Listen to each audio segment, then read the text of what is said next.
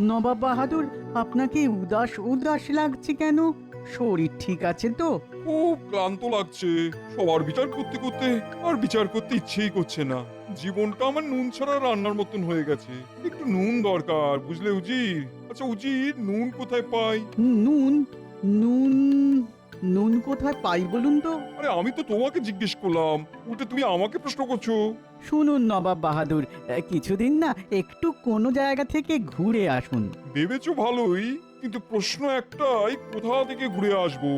আলুনো জীবনে নুন, বিষয়টা মনে রেখে তুমিও ভাবো, আমিও ভাবি।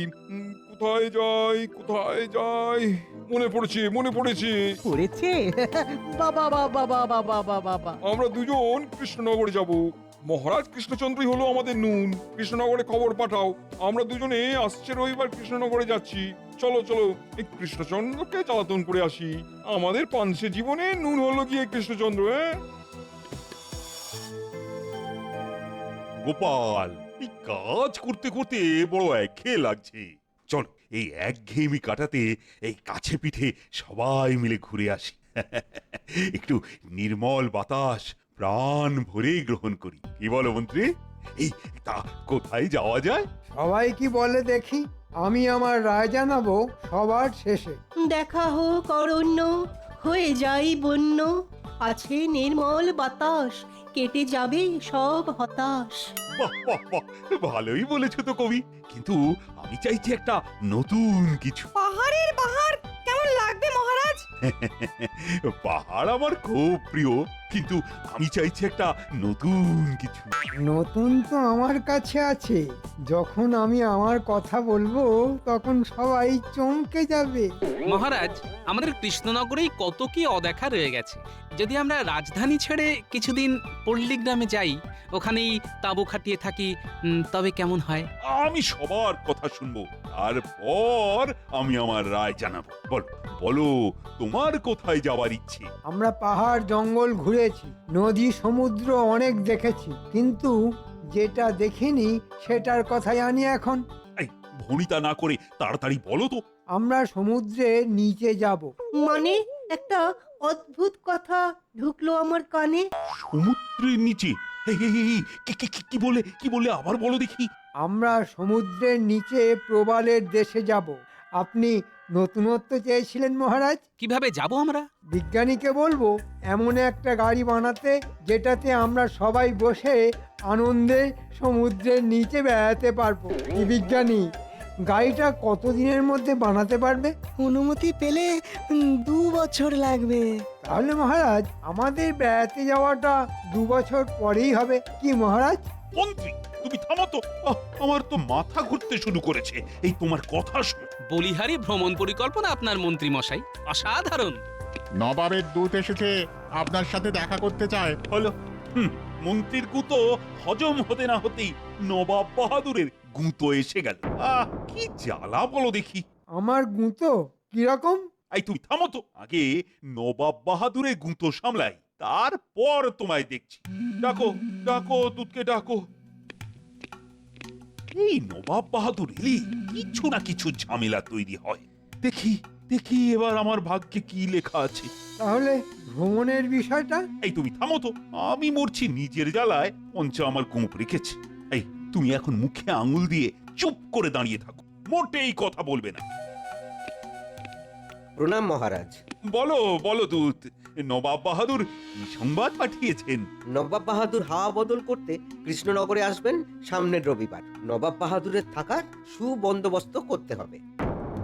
আমি এই সংবাদ দেবার জন্য এসেছি মহারাজ। কোথায় ভাবলাম আমি একটু হাওয়া বদল করতে যাব, তা নয়, আমার ঘাড়ে নবাব এসে জুটল। এই তো খুব ভালো কথা, অনেকদিন পর নবাব বাহাদুরের পায়ের ধুলো পড়বে। তাহলে সামনের রবিবার আমাদের নবাব বাহাদুর আর উজির আসছেন। এই একটা সুযোগ নবাব বাহাদুরের সাথে ঝুলে পড়া, যেমন করে হোক নবাব বাহাদুরের কাছে কাছে থাকতে হবে। নবাব বাহাদুরকে জানিয়ে দিও কৃষ্ণনগরের রাজা তার আসার প্রতীক্ষায় পথ গুনছে। প্রণাম মহারাজ, আমি আপনার কথা নবাব বাহাদুরকে জানিয়ে দেব।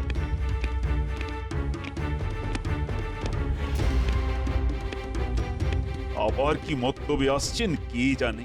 হ্যাঁ, ওনার তো আর শয়তানি বুদ্ধির শেষ নেই। নবাব যত বুনলি হোক না কেন মহারাজ, আপনার বাঘা তেঁতুল গোপাল আপনার পাশে সব সময় আছে। তা তো আমি জানি গোপাল, তুমি তো ভরসা। বাঘা তেঁতুল গোপাল আছে মহারাজের পাশে, তাই তো কৃষ্ণনগরবাসী সর্বদাই হাসে। সাধু সাধু সাধু। নবাব বাহাদুরকে বলে গোপালকে এখান থেকে তাড়াতেই হবে। খেলে নাও গোপাল, খেলে নাও রবিবার পর্যন্ত।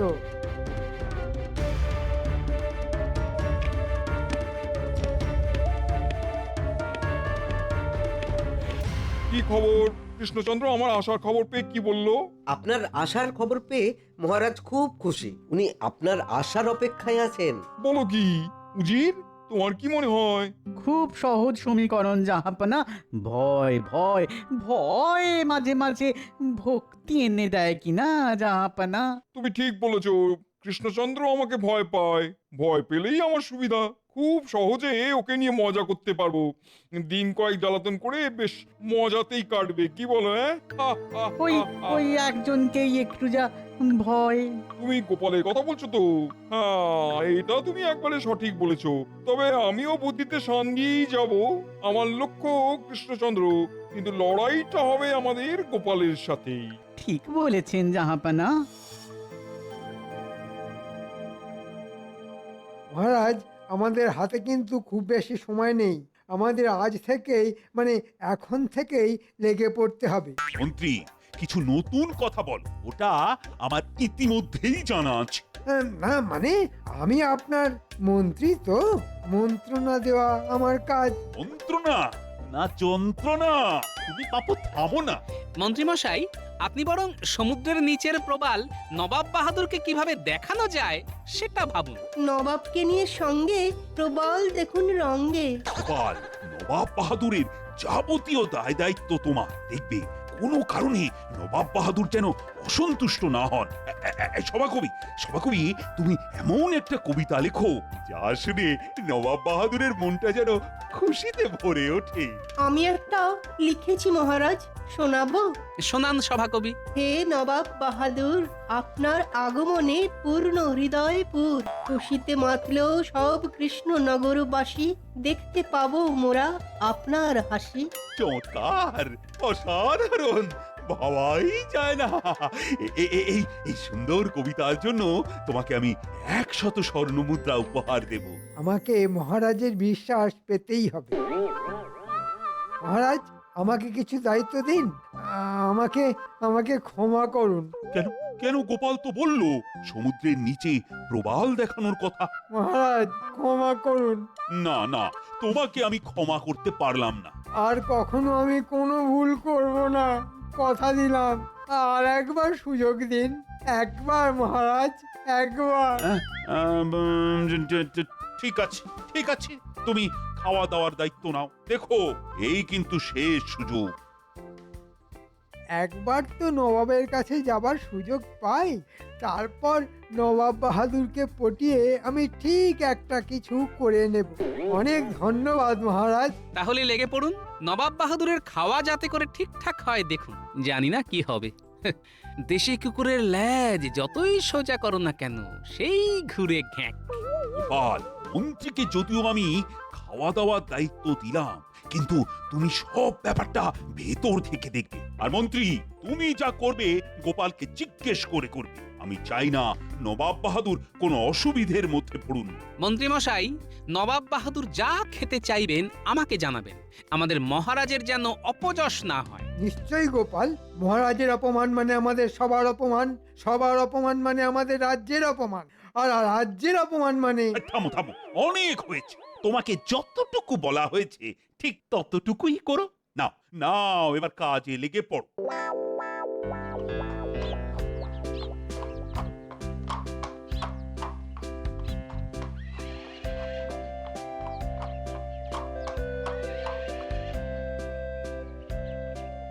কি সৌভাগ্য আমার, আপনার পায়ের ধুলো পড়লো।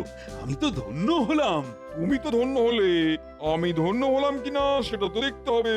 সেটা তো আমাদের আতিথেয়তা দেখলেই প্রমাণ পাবেন নবাব বাহাদুর। হে নবাব বাহাদুর, আপনার আগমনে পূর্ণ হৃদয়পুর, খুশিতে মাতল সবে কৃষ্ণনগরবাসী, দেখতে পেলাম আবার মোরা আপনার মুখে হাসি। ওহ, কি আওয়াজ, বহুত খুব। আমি ধন্য হলাম নবাব বাহাদুর। জাহাপানা, আমরা কি এখানেই দাঁড়িয়ে থাকবো? না না, সে কি, আসুন আসুন, আপনাদের আহার ও শয্যা প্রস্তুত। এই ঘরটা আপনার নবাব বাহাদুর, আর আপনার পাশের ঘরটা আপনার উজিরের। গোপাল, নবাব বাহাদুরের আহার প্রস্তুত তো? হ্যাঁ, প্রস্তুত মহারাজ। আমাদের দুজনের খাবার আমার ঘরেই নিয়ে এসো। আমি এক্ষুনি ব্যবস্থা করছি। আমি আর আমার উজির এক ঘরে থাকবো। আমার ঘরে উজিরের খাট পাঠাবার ব্যবস্থা করে দাও। হ্যাঁ, ঠিক আছে ঠিক আছে, আপনি যেভাবে ইচ্ছে থাকুন। সে কি, একসাথে কেন? নবাব বাহাদুর তার উজিরকে কত ভালোবাসে, সর্বদা চোখে হারায়, আর আমারটা খালি দাঁতে দাঁত পেশে। কপাল, সবই কপাল, কপালের নাম গোপাল।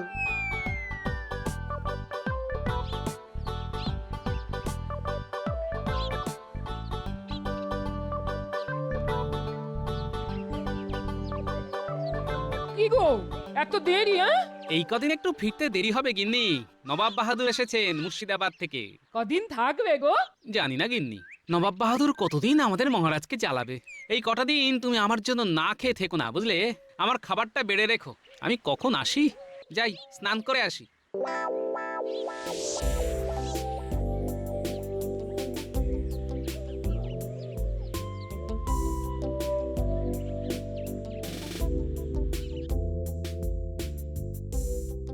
সুপ্রভাত নবাব বাহাদুর, ঘুম হয়েছিল? ঘুম কি জানি, হয়েছিল বোধহয়। কি উজির, হয়েছিল?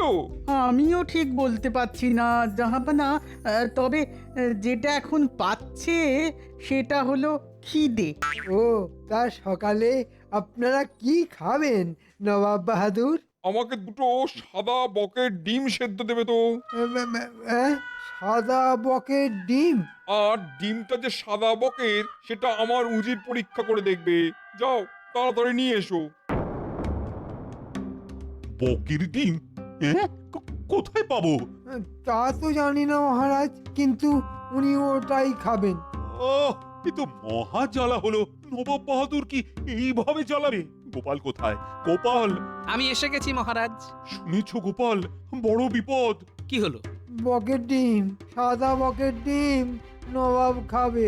তাহলেই বোঝো মন্ত্রীকে কোথায় পাঠাই, কোথায় গেলে সাদা বকের ডিম পাওয়া যাবে। মহারাজ, মহারাজ, আমার মনে পড়েছে, আমার মনে পড়েছে, ওই দিঘিতে সাদা বক আসে। আমি ওখানে একবার খোঁজ করি। ও মন্ত্রী, এই তুমি তোমার বুদ্ধিটা কোথায় রেখে আসো বলো তো? তোমার জন্য সাদা বকি দিঘির পাড়ে ডিম পেড়ে বসে আছে। যত সব। ও গোপাল, ও গোপাল, এখন কি উপায়? হাঁসের ডিম সেদ্ধ করে নবাবকে দিন, আর একটা সাদা ধবধবে হাঁস জোগাড় করে রাখুন। হ্যাঁ, বলো কি গোপাল, হাঁস? তারপর আমি বুঝে নেব। তাহলে কি করব? ওই ওই ওই গোপাল যা বললো, আর সাদা ধবধবে একটা হাঁস।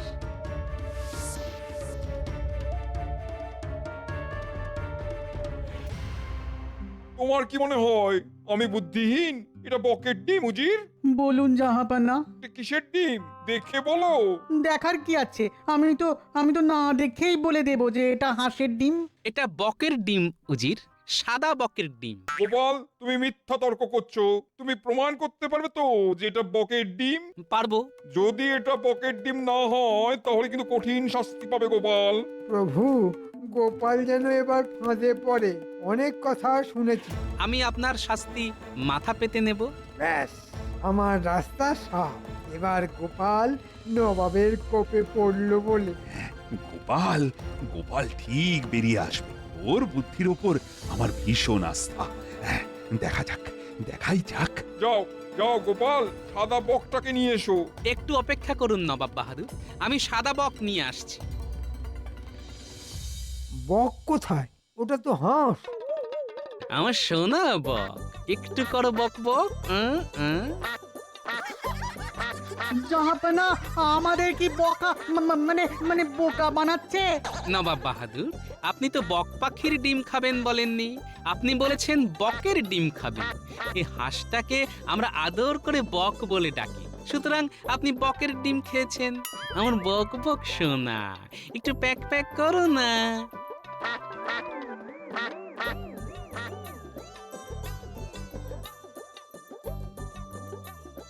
এটা কি রকম হলো জাহাপনা? হাঁসকে বক বলে চালিয়ে দিল। হ্যাঁ, শুধু আমার কথা বলার ভুলটাকে গোপাল চালাকি করে কৃষ্ণচন্দ্রকে এই যাত্রায় বাঁচিয়ে দিল। আচ্ছা, আমিও দেখবো কত ধানে কত চাল।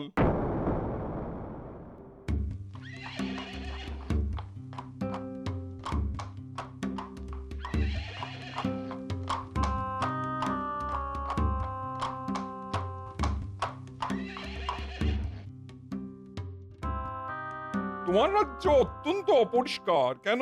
প্রজাদের সাথে কথা বলতে বলতে জানতে পারলাম তাদের সুখ সুবিধা দেখা হচ্ছে না। আপনার কাজ খুবই হতাশাজনক। আমি কাল পশ্চিম দিকে যাব, দেখবো ওখানকার ব্যবস্থাও কেমন। হ্যাঁ, এই সুযোগটাকে কাজে লাগাতেই হবে। চলো উজির।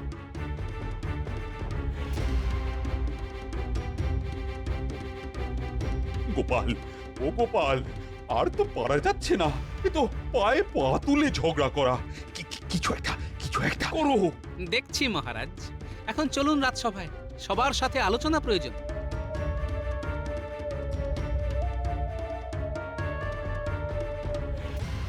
মহারাজ অভয় দিলে কিছু কথা বলি। তুমি? না না না না, আমি চাই না তুমি এর মধ্যে থাকো। তোমার উপর আমার বিন্দু মাত্র ভরসা নেই। তোমাকে যতটুকু কাজ দেওয়া হয়েছে তুমি বাবা ততটুকুই করো। নবাব বাহাদুর সকালে বাঘ, কিন্তু রাতে উনি ঘর বন্ধ করে উজিরকে নিয়ে কি করেন সেটা জানতে হবে। নবাব বাহাদুরের ঘরের বাইরে যে রাতে পাহারা দেয় তার সাথে আমাকে একটু কথা বলতে হবে মহারাজ। হ্যাঁ, ও ও- ও কি কিছু বলতে পারবে? আন্দাজ তো দিতে পারবে? আমার ওই আন্দাজটাই চাই মহারাজ। দেখি নবাবের দুর্বলতা কিছু বার করতে পারে কিনা। আজ রাতে নবাব বাহাদুরের সাথে আমাকে একান্তে দেখা করতেই হবে।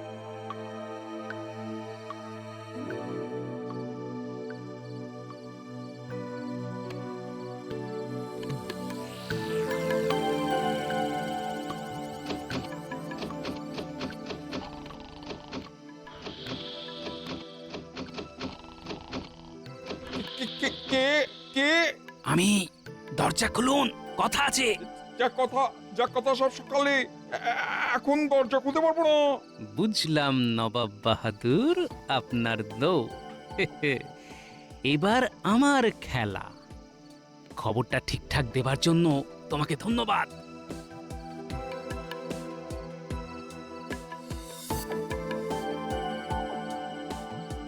এই রে, নবাব বাহাদুর রাতে দরজা খোলেন না যে, তাহলে কাল সকালেই ধরবো।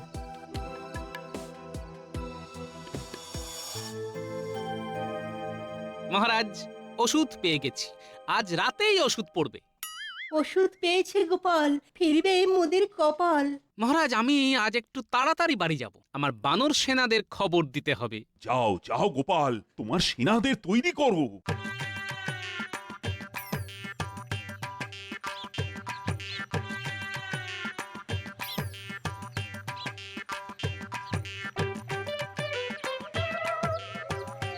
এই তোরা শোন এদিকে। উল্টে শোন, আজ রাতে তোদের একটু কাজ আছে, বুঝলি? কি কাজ দাদু?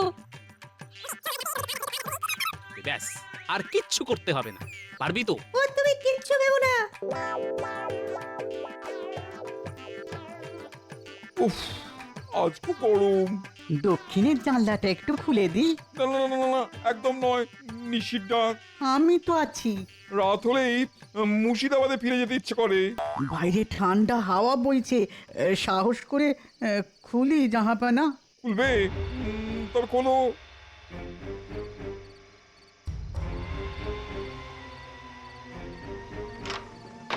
আসুন জাহাপানা, দেখুন দেখুন দেখুন, চাঁদের আলো কি সুন্দর লাগছে। সত্যি সুন্দর চাঁদের আলো। ভয় পেতে পেতে এই সুন্দর জিনিসগুলো অদেখা হয়েছিল। আজ থেকে আর ভয় পাবো না। ওটা কি উজির?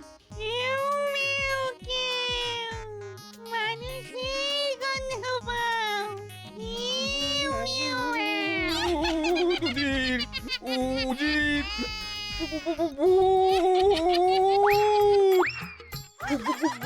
ভূত! চল, কাজ হয়ে গেছে, আমরা বাড়ি যাই। আর একটু ভয় দেখাবো দাদু। না না না, তাহলে বদ হজম হয়ে যাবে। যা হয়েছে যথেষ্ট, এখন চল।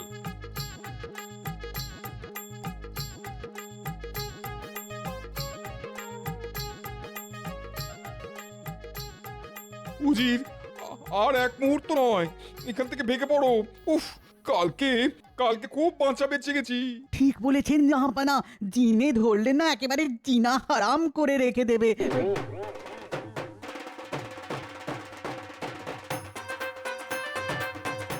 কোচওয়ান, কোচওয়ান, চলো চলো চলো চলো, আর এক মুহূর্ত নয়, চলো।